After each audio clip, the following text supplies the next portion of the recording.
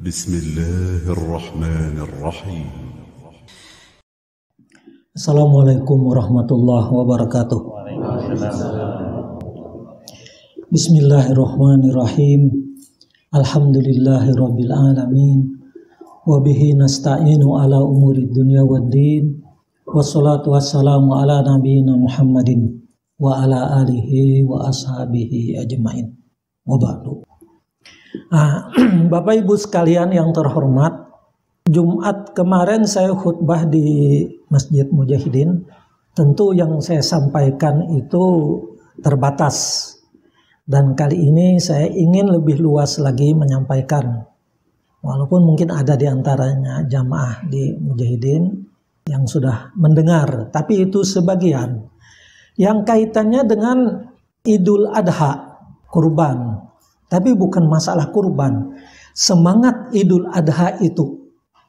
Semangat Idul Adha itu ya diangkat dari cerita Nabi Ibrahim alaihissalam dan keluarga beliau.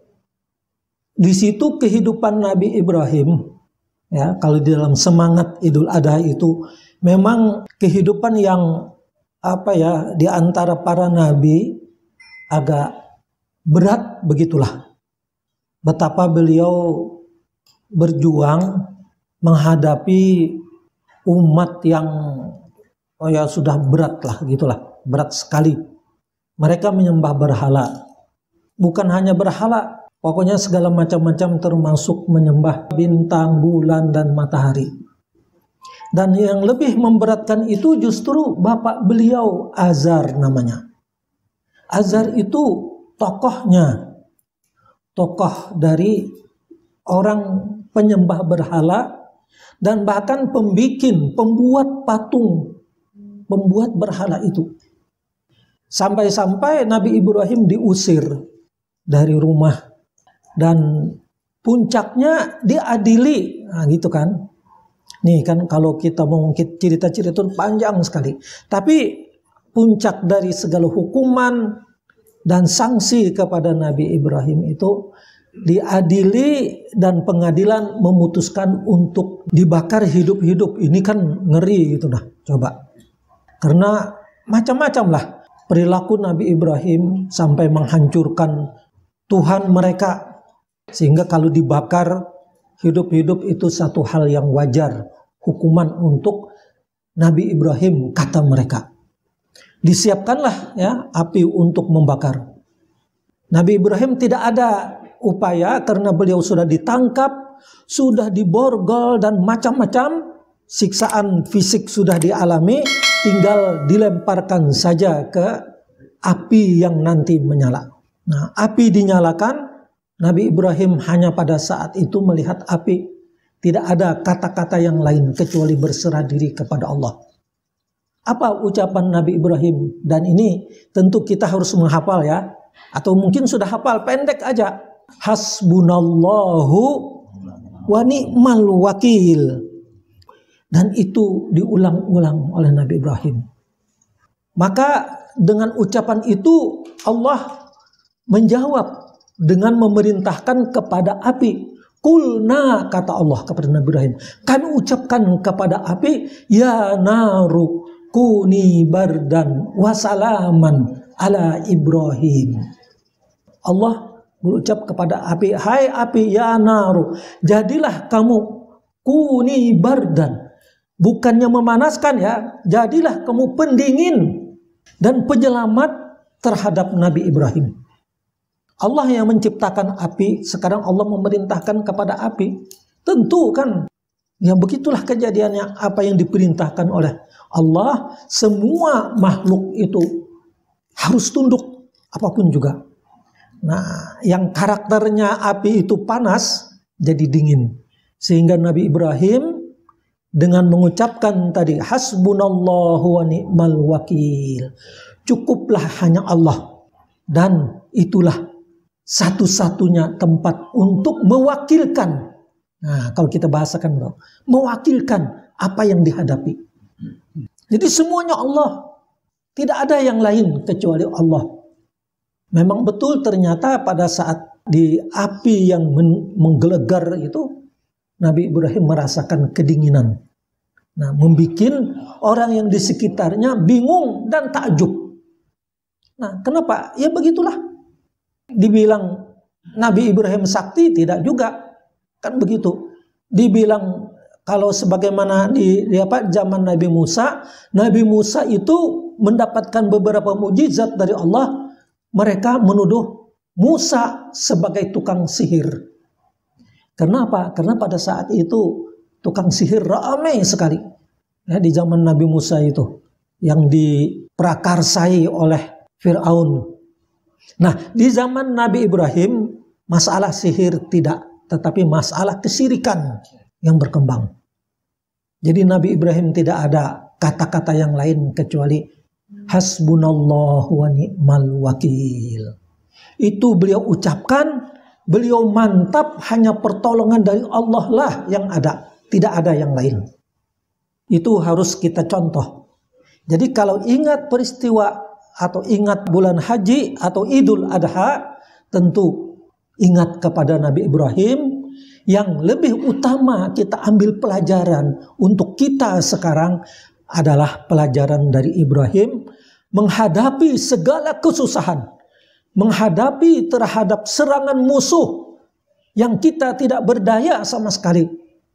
Apapun lah kesusahan yang kita hadapi, upaya yang kuat dari musuh bagaimana, perlawanan tidak ada dari kita, maka kalimat hasbunallah wa ni'mal wakil itu yang kita gunakan.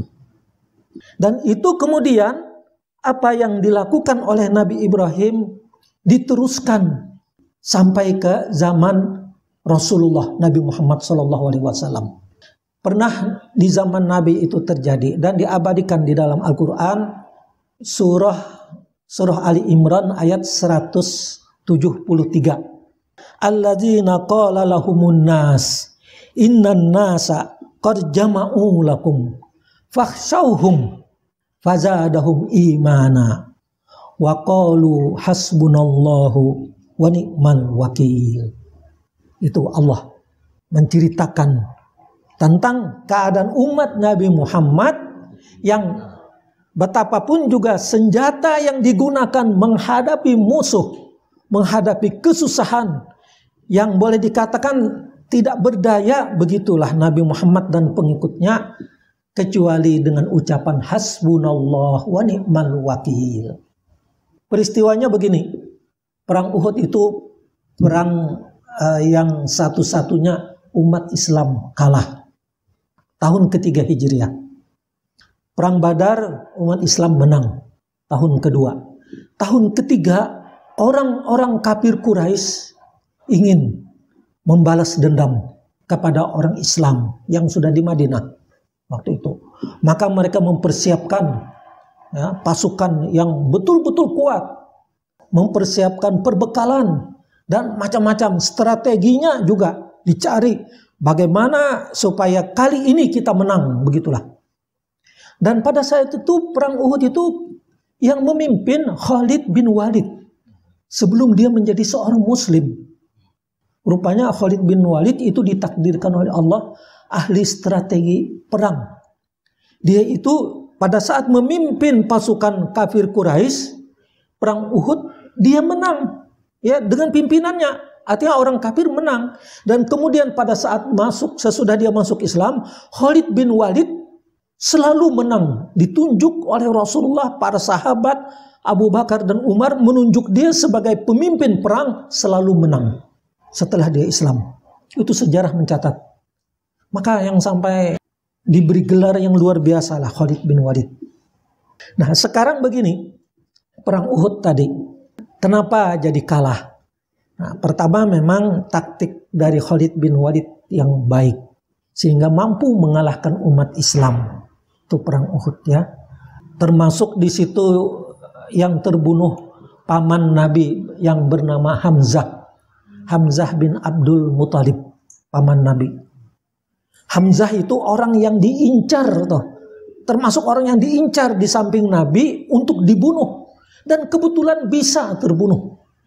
Abu Jahal sudah memproklamirkan siapa yang bisa membunuh Muhammad atau Hamzah, akan mendapat hadiah. Nah, luar biasa hadiahnya. Nah, rupanya di saat itu ada orang yang berusaha dan ternyata paman Nabi Hamzah mati terbunuh. Dan begitu sudah ketahuan bahwa Hamzah terbunuh, datanglah pasukan perang dari perempuan, bukan sekedar kesehatan. Nah, di situ ada di antara kafir Quraisy seorang perempuan yang bernama Hindun. Begitu dia tahu paman Nabi Hamzah terbunuh, langsung dia seret, kemudian dadanya dia belah. Hindun wah, dibelah. Setelah itu diambil jantungnya dan dikunyah-kunyah sebagai isyarat kebencian yang luar biasa kepada paman Nabi. Coba begitu. Jantung yang sudah mati dikunyah-kunyah. Memang sih nggak ada apa-apanya bagi yang mati kan, apalagi mati syahid. Tetapi di mata umat Islam, satu kebencian dari mereka luar biasa ditanamkan kepada umat Islam. Nah, itu tentu perasaan Nabi juga luar biasa. Nah, oleh karena itu pada saat perang Uhud itu jumlah korban yang syahid tidak kurang dari 70 orang. Mus'ab bin Umair itu sahabat yang terhormat, yang ahli dalam Al-Quran, dan betul-betul orang yang dekat kepada Nabi. Dan ada lagi yang unik. Ini biarlah anak-anakku ini tahu juga sedikit. Yang uniknya apa? Seorang sahabat bernama Hanzalah. Hanzalah di siang hari dia nikah.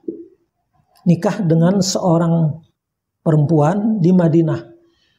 Di malam hari ada takbir yang mengisyaratkan agar umat Islam berkumpul. Berkumpulnya untuk pergi ke perbatasan Uhud. Karena orang kafir Quraisy sudah mendekat. Kalau tidak dipertahankan, niscaya orang kafir masuk ke kota Madinah, dia akan membunuh siapapun juga. Apakah orang tua, perempuan, anak-anak, apalagi tentunya orang yang dipersiapkan untuk menjaga atau pasukan perang dari umat Islam. Hanzalah waktu itu terdaftar sebagai peserta untuk ikut perang. Padahal dia baru siang itu nikah. Dan disebutkan begitu malam dia kumpul sama istrinya. Wajar kan sebagai suami istri. Ini malam pertama ini. Mendengar takbir langsung copot keluar rumah. Begitu ya. Bergabung begitulah. Dan pergi ke Uhud. Sampai di Uhud dia termasuk orang yang terbunuh. Di siang harinya lalu ada berita di antaranya Hanzalah terbunuh. Datanglah sang istri menghadap Rasul. Wahai Rasul, suamiku Hanzalah telah gugur ikut terbunuh di sini. Ya Rasulullah, tenang aja pertama mendengar sang istri ucap. Tapi apa? Hanzalah dia ikut berperang, dia adalah sebagai suamiku baru kemarin menikahiku, kata sang istri. Dan baru berkumpul denganku. Belum sempat dia mandi junub, justru dia segera ikut berkumpul perang dan mati terbunuh. Artinya dia dalam keadaan junub. Rasulullah kan mendengar yang demikian terharu begitulah. Terharu bagaimana begini kan? Nah, rupanya wahyu ada dari malaikat Jibril memberitahu bahwa Hanzalah karena dia mati dalam perang dia tidak dimandikan. Betul kan itu mati syahid. Tapi karena dia dalam keadaan junub maka harus dimandikan. Dimandikan dia karena junubnya bukan karena perang tadi, bukan. Lalu apa? Siapa yang memandikan? Nabi menyatakan qad ghasalahul malaikah.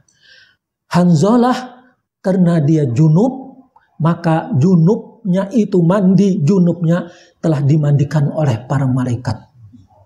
Ini yang luar biasa. Dikuburkan dalam keadaan itu ya badan berdarah, pakaian apa adanya, begitulah orang yang mati syahid. Nah itu ya masalah Uhud. Nah apa kaitannya dengan Uhud? Kita lanjut aja setelah itu. Ya kalahlah yang jelas umat Islam. Tentu masa bersedih, masa berkabung. Ya beberapa waktu bahkan bertahun-tahun Nabi. Nah, terdengar lagi berita bahwa umat Islam akan diserang oleh orang kafir Quraisy. Nah, mereka akan lebih banyak lagi daripada perang Uhud, ya persiapannya. Persiapan di perang Uhud begitu, maka pada saat nanti ini sesudah ini akan menyerang dengan jumlah yang banyak lagi. Nah, itulah kemudian Allah menyebutkan alladzina qala lahumun nas. Orang-orang ya, dari kafir Quraisy berucap, innan nasa qad jama'u lakum. Ini sudah orang-orang sudah berkumpul untuk menyerang kota Madinah, menghancurkan Islam, menghanguskan Islam dan pengikutnya. Begitu nah. Innan nasa qad jama'u lakum fakhshawhum. Hati-hati kalian. Hati-hati. Ini kata orang yang mendengar berita akan adanya serangan. Bukan serangan balik, serangan membumi hanguskan. Karena Islam di Uhud, waktu Uhud sudah kalah, ini mau dihanguskan benar-benaran. Lalu diingatkan, fakhshawhum, hati-hatilah orang-orang Madinah. Apa jawaban orang Madinah? Inilah karena kian hari orang Islam, orang yang beriman kepada Nabi terus bertambah imannya, tambah kuat. Maka Allah sebutkan fazadahum imana. Justru iman mereka yang ditakut-takuti tadi adalah bertambah. Jadi iman itu bisa berkurang, bisa bertambah. Jadi karena sudah mantap dengan Islam, betapapun juga apa pernyataan mereka, tidak ada yang lain-lain, tidak perlu persiapan lagi menghadapi yang akan datang ini kalau mereka menyerang. Tapi mereka, ini Allah menyebutkan waqalu hasbunallahu wa ni'mal wakil. Orang-orang yang tadi pernah kalah tapi justru tambah kuat imannya, meyakini kebenaran Islam, tidak adalah macam-macam yang mereka persiapkan. Penduduk Madinah saat itu hanya banyak-banyak bertawakal kepada Allah dengan membaca hasbunallah wa ni'mal wakil. Nah, itu dalam Al-Quran, dalam surah Ali Imran ayat 173. Tentu ini kan juga kan memperkuat begitulah. Apa yang dilakukan oleh Nabi Ibrahim, dicontoh oleh Nabi Muhammad, diajarkan untuk umatnya. Nah, dalam menghadapi sesuatu yang menyusahkan, yang berat untuk dihadapi, yang kita tidak bisa lah. Walaupun ya kalau ada seberapa kuat kita melawan, cukuplah dengan keyakinan hasbunallah wa ni'mal wakil. Kita baca dan kita amalkan. Nabi Ibrahim terbukti selamat. Orang kafir Quraisy yang mau menyerang kota Madinah dan menghancur, membumi hanguskan penduduknya, ternyata gagal dan tidak bisa berupaya sama sekali. Sampai pada kesudahannya Rasulullah dan para sahabat justru menyerang mereka karena pelanggaran peraturan-peraturan, undang-undang, kesepakatan dan macam-macam terhadap orang yang pergi ke Mekah untuk haji. Itulah perang Hunain, dan di situ betul-betul menang umat Islam. Tahun ke-6 itu Hunain. Nah, jadi sekitar 3 tahun yang tadi mereka orang kafir Quraisy berupaya menyerang Islam sama sekali gagal. Tidak ada upaya mereka. Mereka meyakini sepenuhnya dengan firman Allah, hasbunallah wa ni'mal wakil. Jadi kata-kata itu kita amalkan. Mudah kan gitu. Nah, kita jadikan bacaan kapanpun juga. Sekalipun kita tidak menghadapi musibah, sekalipun kita tidak merasa ada kesusahan, tetaplah kita selalu berserah diri, bertawakal kepada Allah. Hasbunallah wa ni'mal wakil. Di dalam Al-Quran itu ya yang satu-satunya ayat yang lengkap. Ada kalimat yang sedikit dengan ucapan hasbunallah. Surah At-Taubah itu surah yang ke-9 ayat Allah berfirman begini, walau annahum radu ma atahumullahu wa rasuluhu wa qalu hasbunallah sayu'tinallahu min fadlihi wa rasuluhu inna ilallahi raghibun. Seorang ulama besar almarhum ya, terkenal sebagai mufti dunia bahkan, Syekh bin Baz, Abdul Aziz bin Baz. Beliau mengamalkan ayat yang ini sehingga beliau berucap begini, aku kalau berdoa memohon kepada Allah, selalu aku akhiri doa itu dengan ucapan hasbunallahu sayu'tinallahu min fadlihi wa rasuluh inna ilallahi raghibun. Cukuplah Allah bagi kami, Allah akan memberikan sebagian dari karunia-Nya. Sayu'tinallah, Allah akan memberikan sebagian karunia-Nya. Wa rasuluh, dan demikian pula Rasulnya. Inna ilallahi raghibun, sesungguhnya kami orang-orang yang berharap kepada Allah. Tentulah yang demikian itu lebih baik bagi mereka, bagi orang yang meminta. Kata bin Baz tadi, dari hasbunallah sayu'tinallahu min fadlihi wa rasuluhu inna ilallahi raghibun, alangkah baiknya itu sebagai penutup setiap doa, maka Allah akan mengabulkan. Tentu kita tidak bisa membohongi pernyataan bin Baz, seorang ulama besar. Beliau itu pernah jadi rektor Universitas Islam Muhammadiyah. Beliau itu buta, umur 17 kalau tidak salah buta. Tapi Al-Quran umur berapa tahun, belum 10 tahun sudah hafal. Hadis itu semua sudah terbaca. Maka beliau itu sampai diangkat mufti untuk dunia, bukan sekadar untuk Arab Saudi. Artinya orang yang berhak berfatwa menyampaikan pesan, beliau waktu itu. Sudah meninggal ya. Waktu kami kuliah di situ masih sempat ketemu, tapi beliau tidak lagi rektor. Sampai kerja di Arab Saudi, di situ SK untuk kerja tuh tanda tangan beliau sebagai As'unul Islamiyah lil Ifta wad Da'wah wal Irsyad, dulu istilahnya. Dan beliau menulis buku mulai umur masih muda, belasan tahun sudah menulis buku untuk jadi bahan bacaan, bahkan bukan bacaan untuk anak-anak, untuk perguruan tinggi yang beliau tulis itu, dan usia masih belasan tahun. Jadi begitulah ya yang perlu kita amalkan. Biasa membaca hasbunallah wa ni'mal wakil, itu di antara zikir kita kapanpun, mau berkendaraan, mau apakah ya. Di samping kita berdoa, mau naik kendaraan pergi, bismillahirrahmanirrahim, Allah la haula wala quwata illa billah, hasbunallah wa ni'mal wakil. Hanya Allah sebagai wakil. Nah, apapun juga artinya pertolongan itu hanya dari Allah yang memberikan pertolongan. Nah itu. Dan juga ya hafalkan aja doa penghujung doa tadi, hasbunallahu sayu'tinallahu min fadlihi wa rasuluh inna ilallahi raghibun. Sungguh hanya kepada Allah kami berharap. Inna ilallah raghibun. Nah itulah barangkali ya Bapak-bapak sekalian yang terhormat, mudah-mudahan ada manfaatnya ya pengajian kita kali ini. Dan tentu kita mengharap ridho Allah Subhanahu wa taala, memohon pertolongannya juga kepadanya. Semoga kita semua dalam keadaan sehat walafiat. Semoga kita dilindungi dari segala bahaya, dari bencana maupun dari siksaannya. Dan kita akhiri dengan doa kafaratul majlis. Subhanakallahumma bihamdik asyhadu an la ilaha illa anta astaghfiruka wa atubu ilaik. Wa sallallahu ala nabiyyina Muhammadin wa ala alihi wasallam. Walhamdulillahi rabbil alamin. Assalamualaikum warahmatullahi wabarakatuh.